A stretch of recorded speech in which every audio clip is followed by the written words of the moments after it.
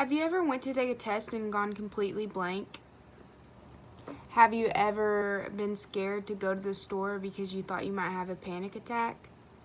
Well, if you have, you're not alone.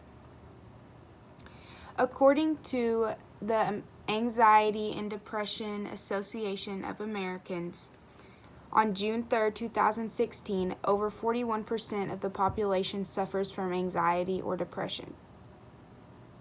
18.12% are over 18, and 25.1% are children. And when you add that together, 43.22% of Americans suffer from anxiety. What is anxiety? Anxiety is the fear of what may happen or what could happen, not what will happen. There are many different types of anxiety. People with anxiety are 3 to 5 times more likely to seek help and go to a doctor or be hospitalized. This causes an economic burden on society. There are many risks that come with anxiety, such as genetics, brain chemistry, personality, and life events. Anxiety is treatable, but only if you seek help. About 36% of people with anxiety do seek help. To help you understand anxiety today, I will tell you what anxiety is, the risk factors associated with it, and the options for treatment. What is anxiety? As stated before, anxiety is the fear of what may happen, not what will happen.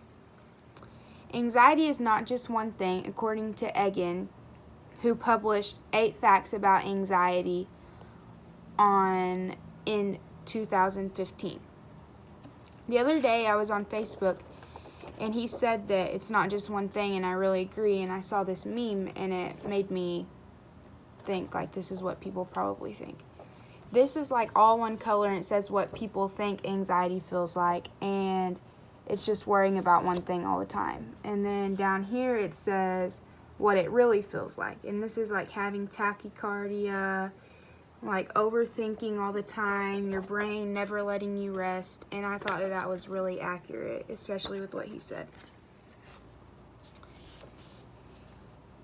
There are many types of anxiety disorders, but I've chose to tell y'all about 3. The first one is GAD, or Generalized Anxiety Disorder. This is most common in the U.S., and women are 2 times more likely to have it than men. Only about 43%, seek treatment, and it often occurs with depression. So you won't just have anxiety, you'll have depression as well. You worry so much that you can't live a normal life, and a normal person worries about 55 minutes a day. A person that struggles with generalized anxiety disorder will think about it for about 300 minutes a day.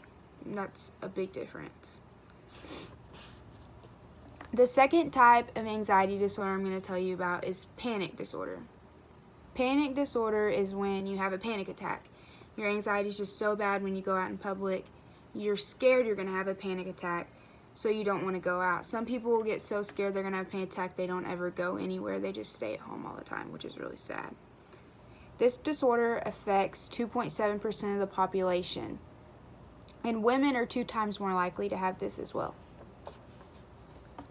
The third one that I'm going to tell you about is SAD, or Social Anxiety Disorder. This affects 6.8% of the population, and it affects both men and women equally. It begins whenever you're around age 13, and a lot of people wait a long time before getting help. The average time they wait is 10 years. And they have a fear of going out and doing things and social activities and being around other people, and they have a fear of being rejected, and they're always shy. There are a lot of risk factors associated with anxiety. You can't live a normal life sometimes because anxiety is so bad. This can include genetic and environmental issues and factors. You could be shy, you'll live in poverty because you can't have a job, you'll be divorced from your significant other because you can't communicate with them successfully, and life events can just completely change your life and you can get in a funk and never get out of it. You can also have tachycardia or an elevated heart rate, and it makes you think that you're having a heart attack, kind of like when you have a panic attack. Anxiety is treatable, and there are many different treatments that you can have. There's therapy, when you can go talk to somebody and get help. You can have medications and be medicated. You can do magnetic or shock therapy. In review, anxiety is a fear of what may happen, not what will happen. Being diagnosed doesn't mean it's the end of the world and you'll lead a bleak life. You can get help.